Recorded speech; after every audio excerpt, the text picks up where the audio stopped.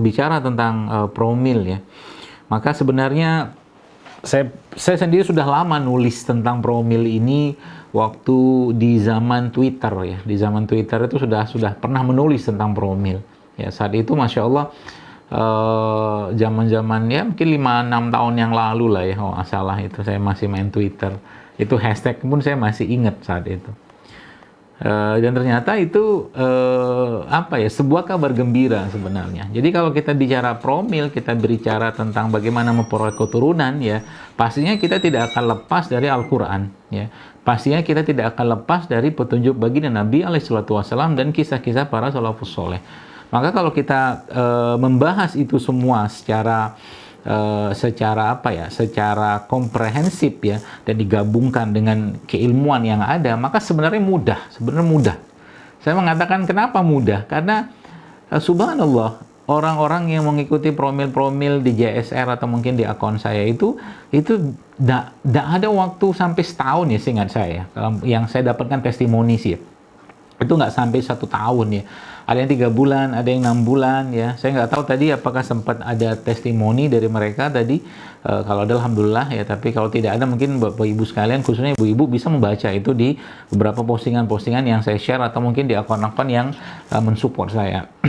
Jadi Ibu sekalian, Bapak Ibu sekalian, tadi ya, kalau kita bicara Quran, maka kita harus tahu ya, atau mungkin kita harus lebih banyak menelaah bagaimana Quran membicarakan tentang sosok wanita atau mungkin sosok manusia ya, dan bagaimana solusi-solusi langit ya yang kita bisa ambil. Saya katakan solusi langit, kenapa solusi langit? Karena memang Al-Quran menjelaskan tentang itu. Contoh mungkin dalam surat Nuh ya, surat Nuh ini yang sering kita dengar ya, wa qul tastaghfiru rabbakum innahu kana ghaffara yursilis sama alaikum midroro. Jadi di situ sebenarnya sudah ada kata-kata yang jelas atau mungkin informasi yang sangat jelas dari Allah bahwa kalau mau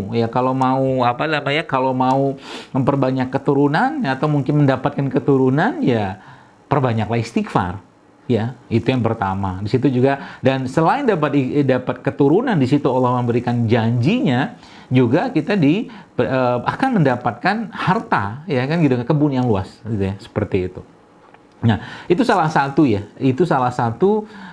bahasan Al-Quran atau bahasa Al-Quran untuk menjelaskan tentang promil ini, yang juga sebenarnya tadi mungkin Ustadz Umar Mita juga sudah menjelaskan ya tentang apa pentingnya, apa manfaatnya kita mendapatkan atau punya anak ya. Ini mungkin bahasanya kembali ke akidah. Jadi kalau kita bicara tentang akidah, mungkin bicara promilnya suka-sukanya Allah gitu kan. Bagaimana seorang Nabi Zakaria alaihissalam ya bisa mendapatkan keturunan dalam usia yang sudah sangat tua, bahkan istrinya sudah menopause. Bagaimana seorang Maryam yang bisa mendapatkan atau dianugerahi keturunan oleh Allah tanpa ada pasangan. Jadi bagi Allah sebenarnya mudah-mudah saja. Cuma sekarang pertanyaannya, seseorang yang pengen hamil tadi atau mungkin pengen mendapatkan keturunan tadi, di mana dia meletakkan itu dulu poin pentingnya. Di mana dia meletakkan keinginan atau harapan ingin punya keturunan atau anak tadi dalam kehidupannya. Masalahnya kalau dia meletakkan itu di dalam hatinya, dia meletakkan itu di dalam katakanlah jiwanya, perasaannya yang mendalam, nah ini yang berbahaya ya. Jadi letakkan itu dalam konteks apa? Dalam konteks sebagaimana Al-Quran menjelaskan tentang itu semua.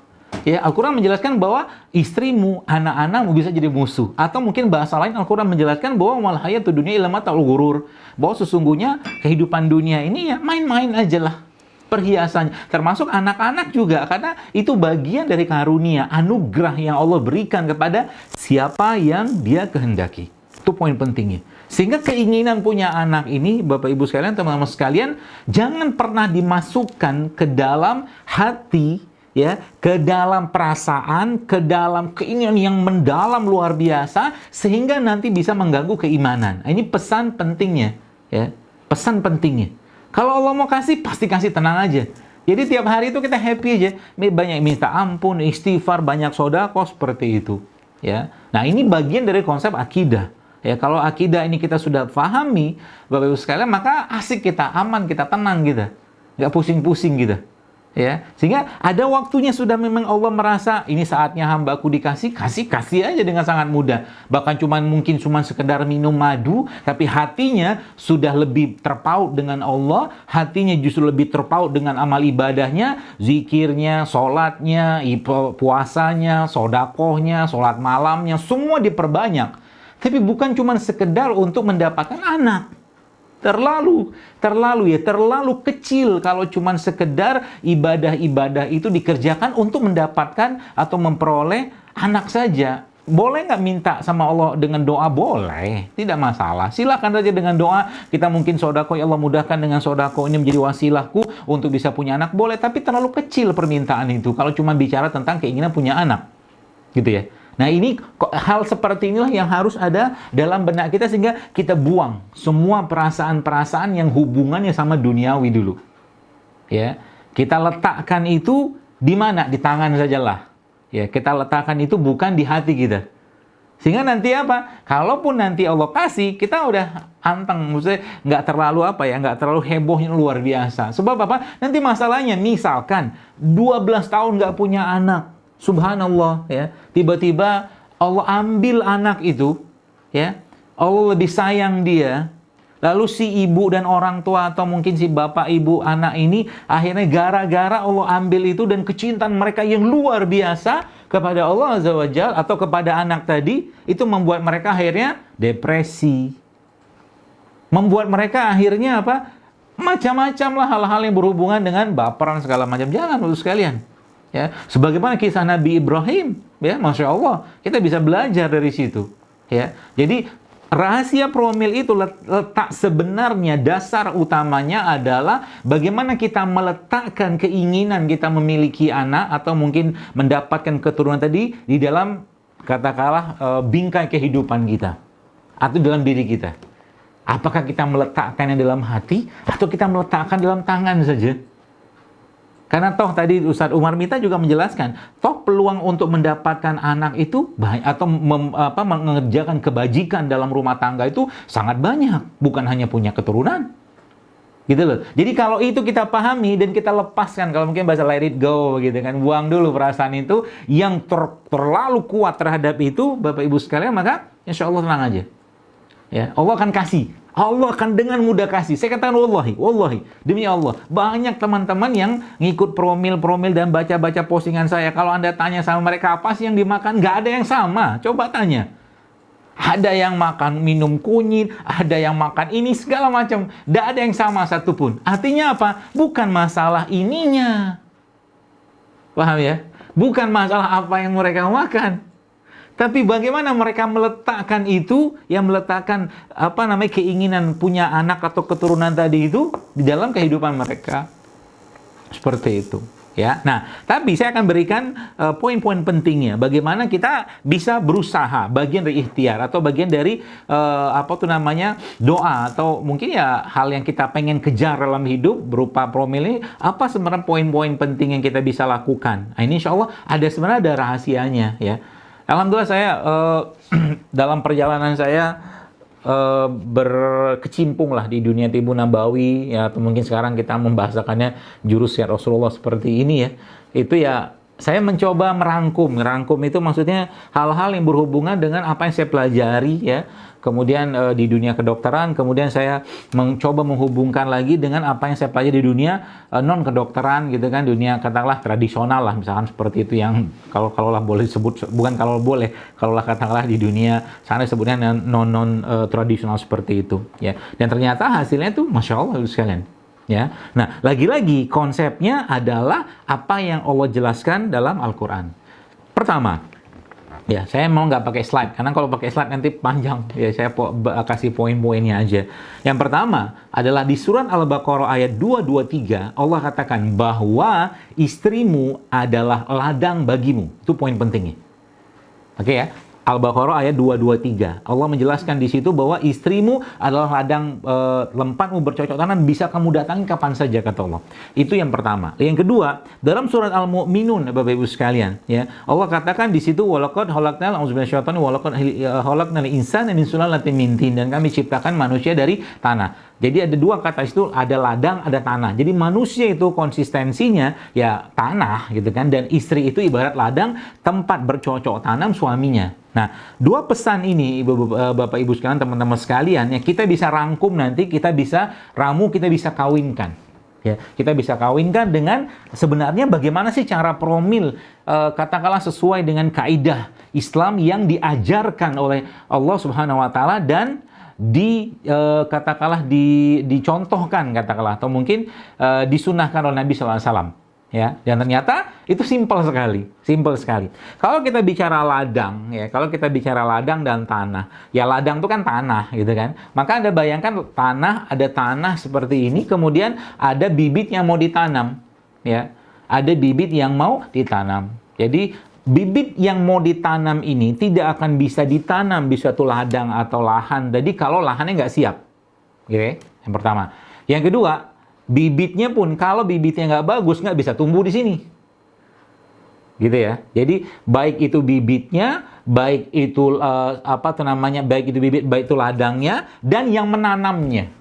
Yang menanamnya katakanlah si pemilik ladang ini orangnya marah-marah terus gitu kan. Yang nanam bibit ini juga waktu nanam ngomel-ngomel terus, nggak bakal tumbuh itu tanaman. Ya. Maka kenapa istighfar itu menjadi sesuatu yang sangat disunahkan atau mungkin sangat diperintahkan, karena untuk meredam emosi, meredam perasaan-perasaan yang tidak baik dalam tubuh seseorang atau jiwa seseorang, ya. Nah, itu pertama, itu dasarnya. Nah, lalu Bapak sekalian, kalau kita bicara ladang, ya, kalau kita bicara tanah tadi, maka tanah itu dalam tubuh manusia, sebenarnya dia bisa dikatakan lambang perwakilan organnya adalah lambung atau perut lah, atau pencernaan kita. Ya, jadi ladang itu pencernaan atau perut kita. Gitu loh, atau lambung kita lah, karena seperti itu. Ya. Nah, maka subhanallah ya, jadi kalau kita bicara tentang bagaimana membersihkan ladang, sebagaimana lahan yang kita mau tanam, kita harus gemburkan dulu, kasih pupuk dulu, maka konsep pertama yang yang biasa saya sampaikan kepada mereka, kalau Anda mau nanam bibitnya tadi, ya, ke lahan tadi, maka yang harus Anda kerjakan, ini dipuasakan, atau ini dibersihkan dengan puasa. Ya, dan ternyata based on research, ya, jadi berdasarkan riset, Anda tinggal baca aja bagaimana efek puasa terhadap fertilitas atau terhadap kesuburan seseorang itu ternyata meningkatnya luar biasa. Ya, maka kata kuncinya apa dalam keadaan puasa itu sebenarnya Bapak Ibu sekalian, itu saat yang mungkin kalau bahasa clearing atau pembersihan lahan itu di situ letaknya sebenarnya.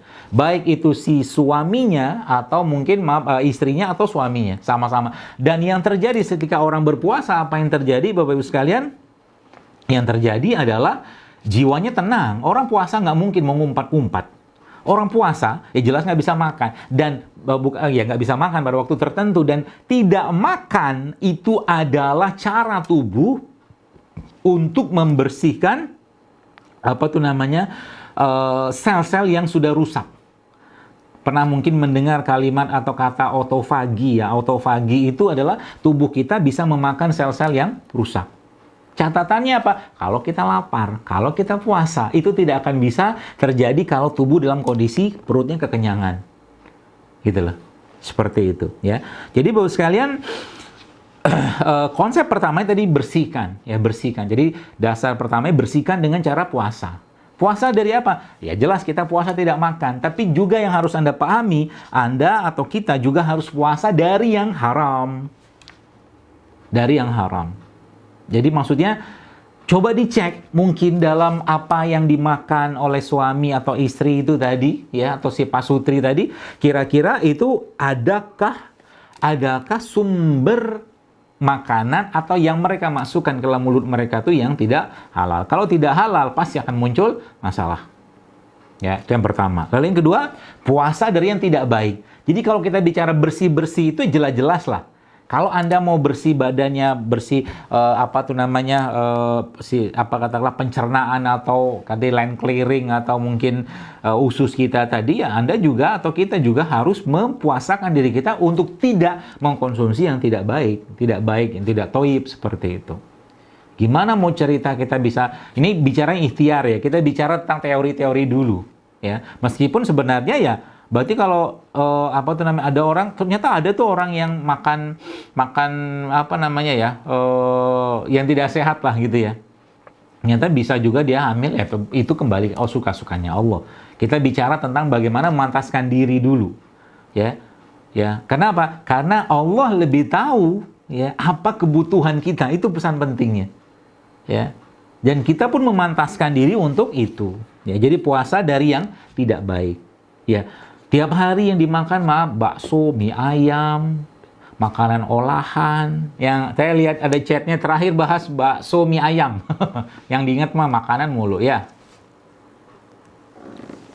Baik. Jadi puasa dari makanan-makanan yang tidak baik. Ya. Dan problem di wanita itu, Bapak sekalian, ya. Kalau khususnya wanita ya, mereka tuh kan karena kecenderungan mereka manusia hormon. Perempuan tuh manusia secara manusia hormon. Kita ini masuk makhluk emosi gitu kan. Dan wanita kecenderungannya memang mereka lebih banyak dominasi emosi ya, perasaan mereka daripada logika mereka. Nah, banyak masalah yang terjadi Bapak Ibu sekalian ya, itu ternyata diakibatkan oleh karena ketakseimbangan di pencernaan mereka gara-gara makanan-makanan yang menyebabkan salah satunya atau sindromnya namanya leaky gut. Mungkin pernah dengar leaky gut, ususnya bocor. Ya. Dan leaky gut ini sebenarnya faktor dominasinya atau faktor penyebab utamanya paling banyak itu tepung-tepungan. Yang pertama, yang kedua ya gula pasir. Ya, kemudian makanan-makanan yang yang potensinya mengandung hormon-hormon tertentu, ya, itu mungkin Anda harus perhatikan dan puasa dari itu semua, ya. Nah, baru yang terakhir puasa dari yang tidak atau mungkin puasa untuk tidak berlebihan dalam hal makanan. Jadi kurma bagus, madu bagus, tapi dia kalau tidak atau dikonsumsi berlebihan maka dia akan jadi masalah buat tubuh kita. Ya, jadi itu yang ketiga. Kemudian line clearing, bersih-bersih yang selanjutnya yang Anda bisa lakukan itu adalah dengan cara berbekam. Maka ada urutannya, kan pernah saya bilang 13, 14, 15 pada tanggal setiap bulan. Sudah Rasulullah SAW jelaskan kepada kita semua. Dan 13 itu kita disunahkan berpuasa, 14 berpuasa, 15 berpuasa, ya. Dan 16-nya kita istirahat, baru masuk ke tanggal 17-nya atau 19-nya atau 21-nya kita disunahkan untuk berbekam. Tanggalan Islam ya. Kerutannya kayak begitu. Jadi sudah bersih-bersih ini kita lakukan ya pembersihan berikutnya berupa pembekaman. Ya, maka bagaimana bekam itu sampai menyebabkan atau menguatkan promil? Karena bekam itu sendiri, Bapak sekalian, kalau tadi mungkin Dr. Meti sempat menjelaskan tentang keseimbangan gitu ya, tentang bagaimana makanan-makanan yang tidak sehat itu akhirnya menyebabkan elektron itu terpisah, radikal bebas segala macam. Nah, bekam ini dia menguatkan kembali itu dengan cara menciptakan suatu antioksidan yang ada pada tubuh kita yang kita kenal sebagai endogen antioksidan. Jadi endogen antioksidan ini ya yang ada pada diri kita tuh dipicu dengan adanya proses pembekaman. Sehingga nanti diseimbangkan lagi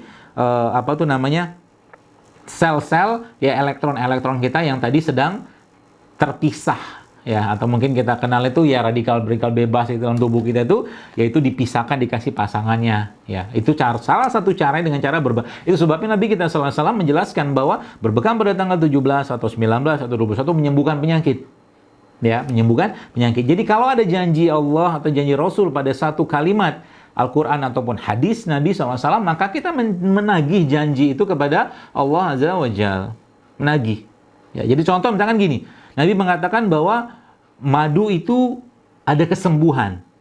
Maka ketika Anda minum madu, jangan cuma sekedar minum madu. Minta sama Allah, ya Allah sembuhkan diriku dari penyakitku dengan madu ini. Sembari apa? Tidak cukup cuma sekedar minum madu, tapi kita harus perbaiki makanan kita tiap hari. Itu sebabnya ada orang pernah yang dia mengadu pada Rasulullah SAW, dia mengatakan, ya Rasulullah, perut saudaraku sakit, kata dia.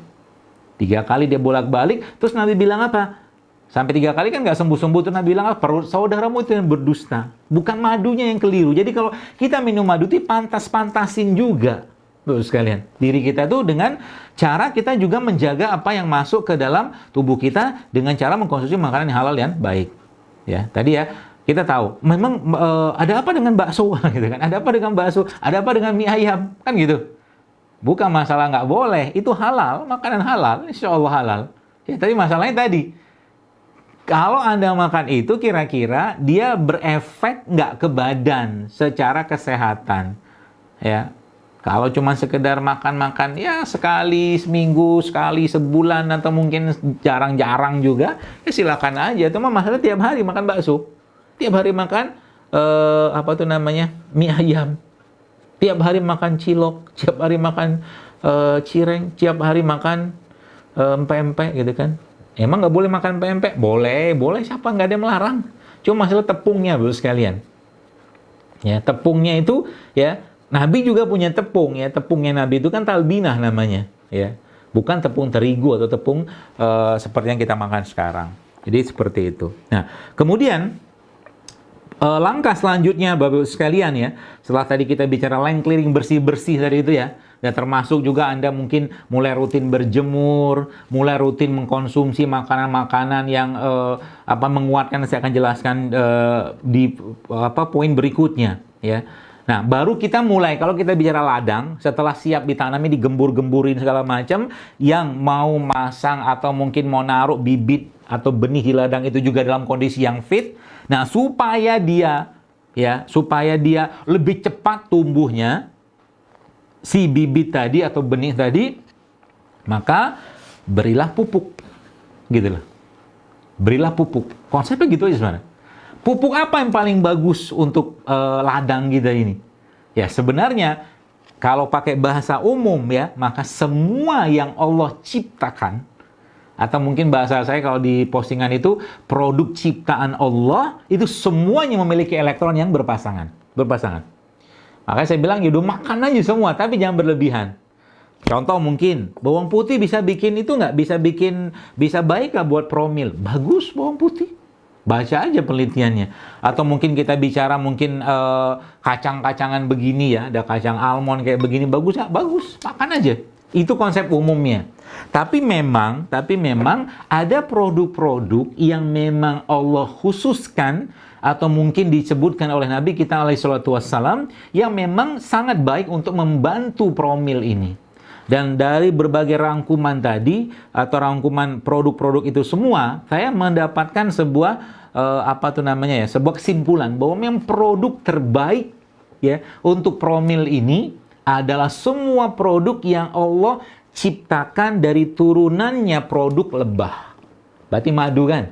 Madunya, propolisnya, bipolennya, royal jelly-nya, sarang madunya, ya, bahkan kalau ketemu lebahnya lebah-lebah muda itu bisa dimakan sebenarnya. Saya dulu pernah makan, tapi sudah bentuk serbuknya. Itu rasanya memang kayak susu, dan itu protein asam amino tingginya luar biasa itu semua. Ya, jadi baru kita masuk, ya, tadi beri pupuk, ya, beri pupuk. Ya, beri pupuk itu, dan pupuk ini yang dia pupukin sebenarnya lahannya dipupukin, pencerahan diperbaiki, sperma diperbaiki, ya, kemudian ovumnya juga diperbaiki, ya, pupuk tadi, ya. Jadi kayak kurma-kurma seperti ini gitu kan, ya, menjadi salah satu makanan terbaik untuk promil. Makanya biasanya saya memang menyarankan ada tiga produk yang tidak boleh lepas, ya, sebagai bentuk ikhtiar kita untuk promil ini. Yang pertama adalah madu, yang kedua adalah kurma, yang ketiga adalah zaitun, ya. Jadi ada lemaknya di situ, ya, ada asam amino di situ, ada serat di situ, ya, ada enzim, komplit semua pada di situ ada semua, ya. Jadi fungsi mereka ini sebenarnya ya ketika orang sudah merutinkan berpuasa, puasa sunnah ya, atau mungkin sekarang orang-orang barat mengenalnya ada intermittent fasting, nggak usah ribut-ribut atau ribet-ribet intermittent fasting, udah mah kita ikutin puasa sunnah aja. Puasa sunnah Rasulullah itu sebenarnya kan simple. Anda intermittent fasting, kita puasa dari jam 4, katakanlah kita sahur itu kan jam 4, kemudian kita baru berbuka pada jam 6, berarti sudah sekitar 14 jam kita berpuasa, terus kita makan, habis itu mungkin makan setengah jam lah, habis itu apa makan lagi? Ya umumnya sih tidak, udah cukup penuh perutnya, berarti kita puasa lagi kan sampai paginya, maka itu intermittent fasting sebenarnya. Tidurnya kita itu kan sudah intermittent fasting. Maka dalam Islam, orang yang sukses itu bukan orang yang sedikit tidurnya. Orang yang sukses itu adalah orang yang mengikuti tidurnya Nabi kita alaihissalatu wassalam. Dan termasuk dalam proses promil ini pun sama. Ya. Semua hal-hal yang berhubungan dengan sunnah-sunnah Nabi SAW, kerjakan semua. Itu poin pentingnya. Tidurnya Nabi ikutin. Bangunnya Nabi ikutin. Sholat malamnya Nabi ikutin, zikir Nabi ikutin, sedekah ikutin semua. Ya, maka nanti akan ada keberkahan dari Allah kepada kita semua dari itu, ya. Baik. Jadi Tadi ya tentang bekam puasa ya, tadi menguatkan dari produk pun, makanya banyak yang kemudian saya coba tarik lagi terus apa yang Allah ciptakan. Jadi di luar dari yang Allah ciptakan di negeri lain, misalkan kurma kan nggak tumbuh secara baik di Indonesia, ya, tumbuhnya di Timur Tengah sana. Maka Allah juga menciptakan yang memang disesuaikan dengan kondisi tempat. Nah, maka disitulah letaknya, ya. Ya, jadi di situ saya mendapat kesimpulan, oh ternyata kalau kita bicara promil, maka semua jenis yang Allah ciptakan pada satu tempat itu yang mengandung khasiat untuk meningkatkan atau memperbaiki metabolisme tubuh kita, itu Anda makan aja, ya. Ada yang pakai misalkan ramuan ultimate kunyit gitu kan, kunyit, kemudian serai, kemudian jeruk nipis gitu ya. Atau juga ada yang kemarin pakai resep POS yang saya share itu, ya, Power of Six itu sebenarnya resep buat promil juga. Ya, jadi kalau teman-teman mau pakai itu insya Allah sangat powerful juga itu, ya. Itu banyak herbal-herbal yang saya nyebutnya itu raja-raja herbal, king herbal gitu kan. Di situ pada ramuan itu ada jahe, ada kayu manis, ada temulawak segala macam, kurkuminoidnya tinggi di situ, ya. Jadi itu salah satu yang kita bisa lakukan. Jadi maksud saya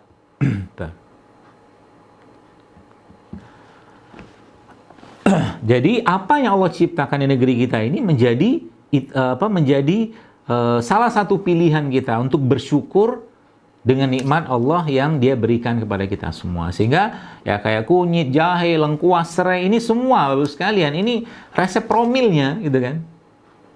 Ya, resep promil. Jadi kalau ada yang tanya nanti kunyit bikin kering, ya kalau kunyit bikin kering ya ibu bapak kita dari zaman dulu mungkin nggak banyak anak kayak kita zaman sekarang, ya.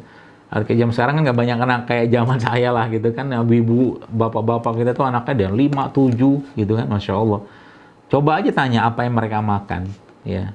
Saya sangat yakin mereka tidak akan menjawab, wah tiap hari kami makan sosis, tiap hari makan nugget, tiap hari makan pizza, tiap hari makan apalah segala macam yang era-era zaman sekarang makanan olahan itu.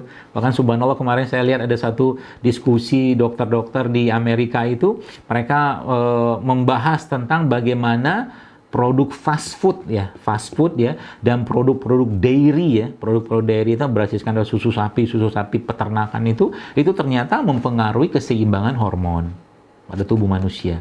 Bahkan maaf itu di situ diperlihatkan gitu kan, ada foto ada seorang laki-laki yang Masya Allah ya, subhanallah, maaf payudaranya itu seperti payudara perempuan ya, pada laki-laki. Kenapa? Karena keseimbangan hormon. Jadi subhanallah begitu. Jadi Bapak sekalian,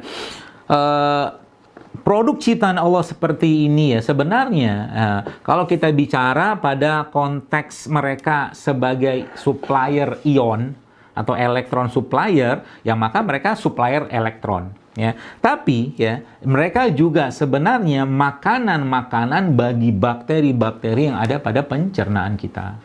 Jadi kalau dibilang cara menjaga bakteri dan menjaga keseimbangan mereka itu ya makan apa yang Allah ciptakan tadi, terutama makanan-makanan yang tidak banyak pengolahan, ya. Jadi seperti itu. Nah, Jadi dari dari tiga ya, dari mungkin beberapa hal yang sampaikan ini, mungkin saya coba ambil kesimpulan biar nanti teman-teman bisa mudah ya, memudahkan Anda untuk katakanlah berikhtiar ya, berikhtiar. Tapi lagi saya sampaikan, jangan jadikan ini sebagai tujuan ya, tujuan yang sangat-sangat mendominasi jiwa, nanti bahaya, malah nanti bisa terganggu jin nanti ya, sebagaimana kemarin ada saya cerita tentang batu ya, batu-batu yang dulu sempat populer di Indonesia. Jadi 4 konsep promil ini saya coba ringkas ya, atau mungkin saya coba rangkum saja. Yang pertama ya, bersihkan hati ya, bersihkan hati, kuatkan akidah ya. Dan pahamilah bahwa anak itu adalah amanah, ya, anak adalah aset kita, titipan dari Allah, dan pernikahan itu adalah ladang pahala yang tidak putus ya. Jadi Allah lebih tahu mana yang terbaik untuk kita. Allah lebih tahu. Kalau dikasih anak, alhamdulillah, senyum aja gitu. Nggak dikasih anak, alhamdulillah juga, selesai. Nah, kalau memang sudah kayak begitu, kita udah let it go, aman kita. Ya, kita tidak meletakkan keinginan-keinginan yang berlebihan, karena Allah jauh lebih tahu tentang apa yang dibutuhkan oleh ciptaan daripada kita sendiri. Kita kan ciptaannya, seperti itu. Ya. Dan jangan biarkan keinginan atau harapan punya anak ini menjadi fitnah dalam dunia Anda. Jangan. Fitnah itu maksudnya jadi cobaan gitu, terlalu berlebihan. Jangan, nggak usah, biasa aja lah. Ya, seperti itu. Ya. Nah, yang kedua, ya, konsep yang kedua adalah bersihkan ladang. Ya, bersihkan ladang tanah tadi dengan puasa, dengan bekam, termasuk juga tadi lupa saya sampaikan di situ, Anda mungkin juga perlu membiasakan atau mungkin perlu juga memasukkan di situ konsep atau mungkin makanan-makanan berbasiskan atau minuman berbasiskan probiotik. Ya, fermentasi itu juga sangat baik untuk membantu ini. Dan yang ketiga, isi dengan produk ciptaan Allah. Ya, halal, thayyib, ya, tidak berlebihan, rempah, rimpang, ya, ada kurma, ya, lemak-lemak yang baik seperti zaitun, mungkin juga di kacang-kacangan itu, ya, bisa Anda pakai, ya, seperti itu. Kemudian yang keempat, ya, tawakal, udah selesai gitu. Ikhtiar sudah jalan, ya, termasuk ya, gunakan ikhtiar-ikhtiar langit, ya. Gunakan ikhtiar-ikhtiar langit. Dalam bentuk apa? Sodako. Lakukan sunnah-sunnah Nabi yang belum pernah kita kerjakan. Minta doa pada anak yatim. Jadi daripada menghabiskan uang untuk beli ini itu segala macam yang belum tentu jelas, ya. Kalau kadang-kadang saya katakan, ya lebih baik Anda habiskan uang Anda, sisihkan itu atau belanjakan itu jalan Allah untuk pondok, untuk anak yatim, fakir miskin, duafa, dan minta doa mereka untuk Anda diberikan keturunan. Seperti itu. Jadi akhirnya hidup kita itu tenang, Bapak sekalian. Ya, tenang. Tenang kenapa? Tenang karena memang bukan itu tujuan bukan sekedar itu tujuan dari pernikahan, kan gitu tadi Ustaz Umar kita menjelaskan. Ya, kita punya tujuan lain yang jauh lebih besar dari itu.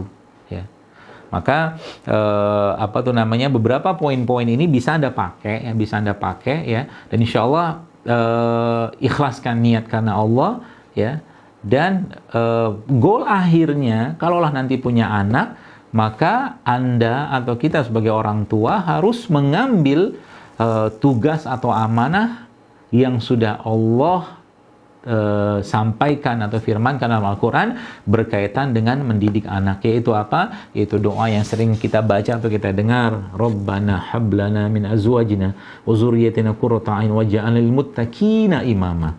Kita punya anak bukan untuk mendidik dia menjadi seorang dokter, bukan. Menjadi seorang katakanlah pilot atau apapun profesi-profesinya, bukan. Kita diberi amanah oleh Allah untuk mendidik anak kita menjadi pemimpin. Itu menjadi pemimpin. Untuk mendidik seorang anak menjadi pemimpin, Bapak-Ibu sekalian, ya, maka tidak akan mungkin bisa diberikan kepada orang-orang yang tidak bisa memimpin dirinya. Tidak akan bisa. Memimpin dirinya dia nggak bisa, gimana mau dikasih anak? Gitu. Allah memberikan itu karena Allah jauh lebih tahu daripada kita. Ya.